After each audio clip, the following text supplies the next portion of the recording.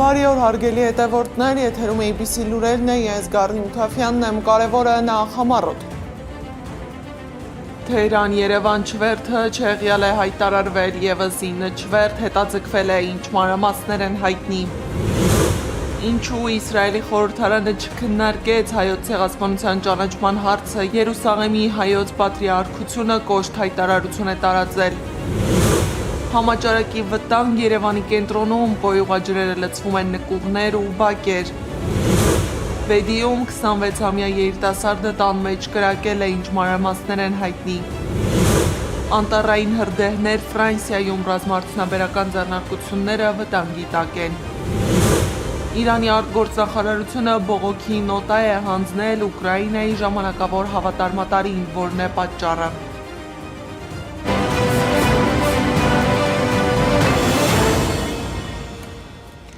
Թեհրան-Երևան չվերթը չեղյալ է հայտարարվել, ևս 9 չվերթ հետաձգվել է։ Ուշացումով սպասվում է 6 չվերթ Ռուսաստանից, Նիժնի Նովգորոդից, Կազանից, Եկատերինբուրգից, 3 չվերթ Մոսկվայից։ Հետաձգվել են նաև Թել Ավիվից, Տիվատից և Շարմ էլ Շեյխից եկող չվերթերը։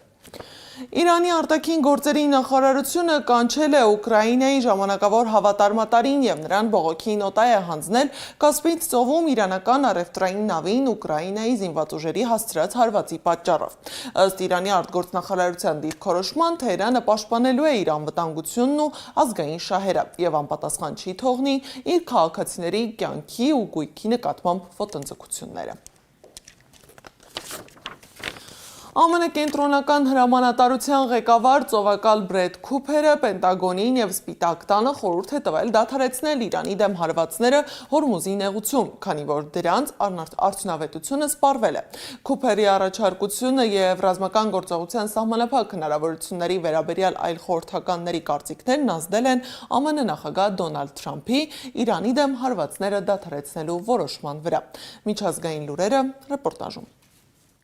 Իրանը կպատասխանի Կասպից ծովում Ուկրաինայի զինված ուժերի կողմից իրանական առևտրային նավի վրա հարձակմանը, հայտարարել է երկրի արտգործնախարար Աբբաս Արաղչին։ Եվրոպական դիվանագիտության ղեկավար Կայա Կալասի և Ռուսաստանի արտգործնախարար Սերգեյ Լավրովի հետ զրույցներում ես ընդգծեցի, որ այս կիևյան օպորտունիստի գործողությունները չեն կարող անպատասխան մնալ, գրել է նա X-ում։ Արաղչին ընդգծել է, որ Ուկրաինան առևտրային նավի վրա հարձակվել է Իսրայելի հրահանգով, Եվրոպան Իրանի հետ պատերազմի մեջ ներքաշելու համար։ Այսօր Իսրայելի վարչապետ Բենյամին Նեթանյահուն մեկնում է Միացյալ Նահանգներ, մեկնում եմ Վաշինգտոն նախագահ Թրամփի հետ կարևոր հանդիպման, հայտարարել է պաշտոնյան։ Ի թիվս այլ հարցերի առաջնորդները կքննարկեն Իրանի շուրջ ստեղծված իրավիճակը։ Մենք որևէ պատերազմ չենք սկսել, Ռուսաստանի կողմից ագրեսիա չկա, նման հայտարարություն էլ արել է Ռուսաստանի նախագահ Վլադիմիր Պուտինը։ Մենք միայն արձագանքում ենք Ուկրաինայի գործողություններին, որն արևմուտքի աջակցությամբ ռազմական գործողություններ է սկսել, ասել է նա։ Բեռլինում ԼԳԲՏ համայնքի շքերթի ժամանակ մեքենան մխրճվել է մարդկանց բազմության մեջ, 1 մարդ զոհվել է, 29 վիրավորվել։ Դեպքը տեղի է ունեցել հուլիսի 25-ի երեկոյան ժամը 22-ի սահմաններում։ Հուլիսի 26-ի գիշերը ոստիկանությունը ձերբակալել է ամբոխին վրա երթի ենթարկած մեքենայի ուղևորին։ Հաղորդվում է, որ տղամարդն Իրանի քաղաքացի է, իսկ վարորդի 21-ամյա Աբդուլ Բի ձերբակալության մասին դեռևս որևէ տեղեկություն չկա։ Եղանակային անբարենպաստ պայմանների պատճառով Էլբրուս լեռը բարձրանալիս 5 լեռնագնաց է զոհվել։ Լեռնագնացների խումբը Ռուսաստանն է ժամանել Բոսնիա և Հերցեգովինայից։ 2 մարմին տարհանվել է, սակայն անբարենպաստ եղանակը խանգարել է մյուս 3 զոհերի մարմինների հայտնաբերմանը և տարհանմանը։ Եղանակային անբարենպաստ պայմաններ են նաև Չինաստանում, երկրի հարավում մոլեգնում է Հունյա թայֆունը։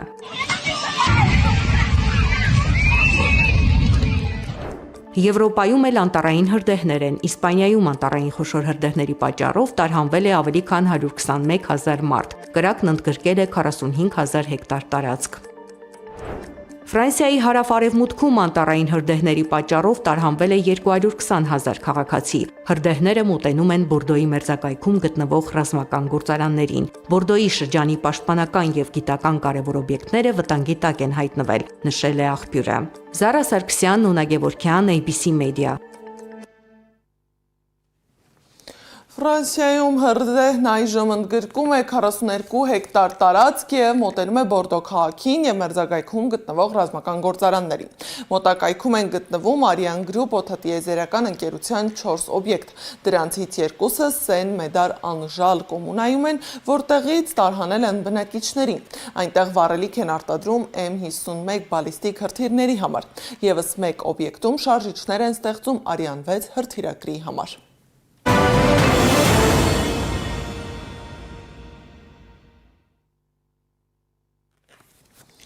Երուսաղեմի հայոց պատրիարքությունը դժգոհել է, որ Իսրայելի խորհրդարան նորակարգից հանել է հայոց ցեղասպանության ճանաչման հարցը։ Պատրիարքությունը հայտարարություն է տարածել, որով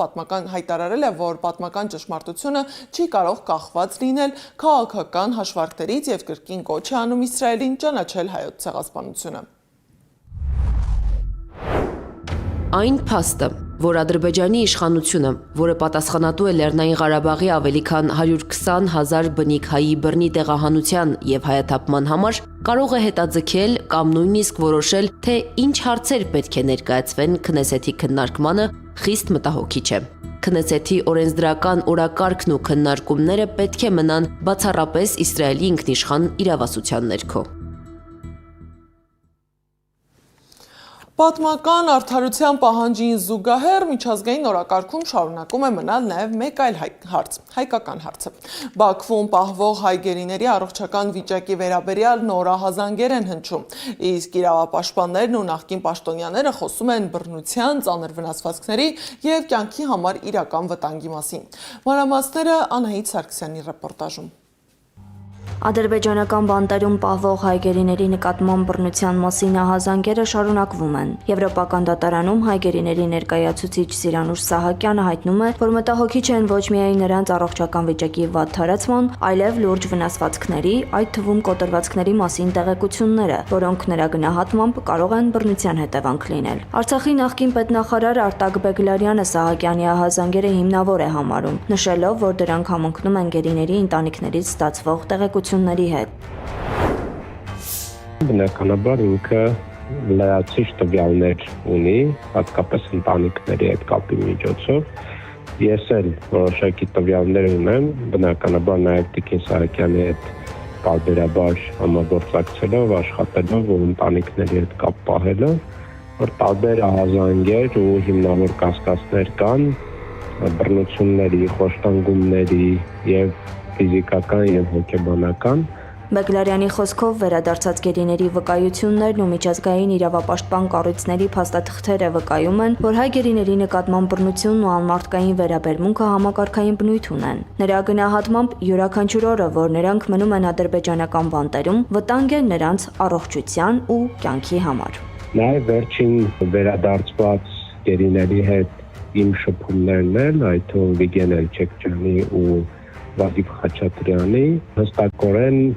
ցույց է տալիս այդ օրինաչափությունը, տեղյակ է, որ Տիկին Սահակյանը մյուս երկու գերիների հետ էլ ունեցել է շփումներ ու նրանց վկայություններն էլ են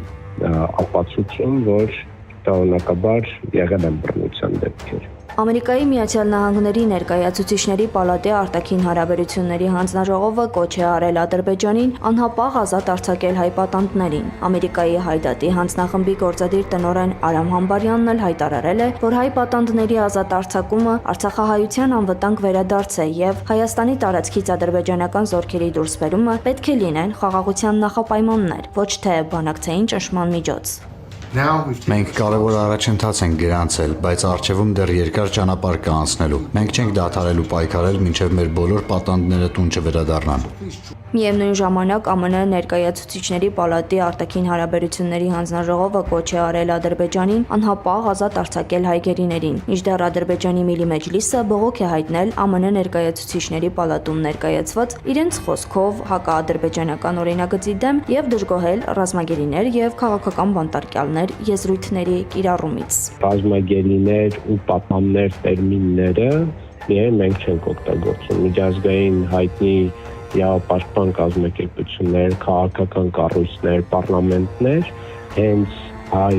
բանտարկյալների վերաբերյալ կիրառում են եւ ռազմագերիներ եւ պատաններ։ Հիշեցնեմ, օրինակ Եվրոպական պարլամենտի մի քանի բանաձևեր, որտեղ հստակորեն նշված է hostages անգլերենից թարգմանաբար պատաններ տերմինը, պլյուս բազմաթիվ այլ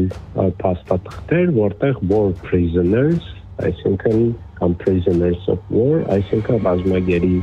տերմինն է կիրառվում, հետեւաբար այստեղ որևէ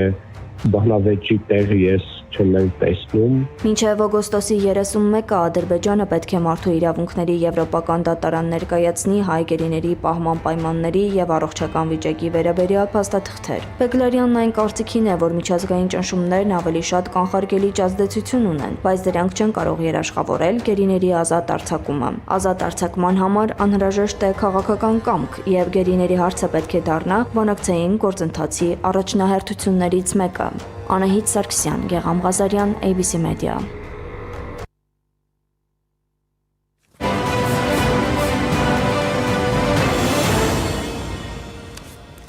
Գարշահոտ ու հակասանիտարական վիճակ է ստեղծվել Երևանի կենտրոն վարչական շրջանում։ Ըստ ֆոտոլրագրող Գագիկ Շամշյանի Նորագյուղ թաղամասի փողոցներից մեկում դիտահորի խցանման պատճառով կրկին ամբողջ Կեղտաջուրը դուրս է գալիս ու հոսում փողոցով մեկ, լցվում տների նկուղներ, ճանապարհն էլ դարձել է անանցանելի։ Բնակիչները զանգահարում են Վեոլիա ջուր, Երևանի քաղաքապետարան, կենտրոնի թաղապետարան, սակայն հստակ պատասխան չեն ստանում։ Կա համաճարակի վտանգ Երևանի կենտրոնում։ Մեր նկարահանող խումբն է գնացել խնդրի հետքերով, մանրամասները կներկայացնենք մեր գլխավոր թողարկման ընթացքում։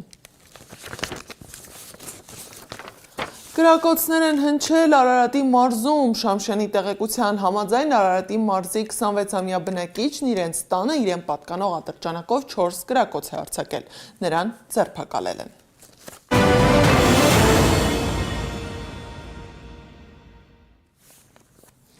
Սպորտի ոլորտում մեր հաջողությունների մասին։ Հայաստանի շախմատի տղամարդկանց հավաքականի անդամներ Հայկ Մարտիրոսյանը և Ռոբերտ Հովհաննիսյանը գրավել են առաջին և երկրորդ հորիզոնականները Doll Open 2026 միջազգային մրցաշարում։ Եվ վերջում եղանակի մասին։ Օդի ջերմաստիճանը ցերեկը կնվազի 2-ից 3 աստիճանով։ Երևանում, Արմավիրի մարզում, Արագածոտնի և Կոտայքի նախալեռներում, Շիրակի մարզի առանձին հատվածներում երեկոյան ժամերին սպասվում է քամուշ գնացում։ Տեղումներ չեն լինի։ Այս ժամի համար առանձնացրել էինք այսքանը, շարունակեք հետևել մեզ սոցիալական բոլոր հարթակներում կամ այցելեք մեր պաշտոնական կայք www.abcmedia.am։ Մենք կհանդիպենք ժամը 18-ին լուրերի գլխավոր թողարկմանը, առայժմ։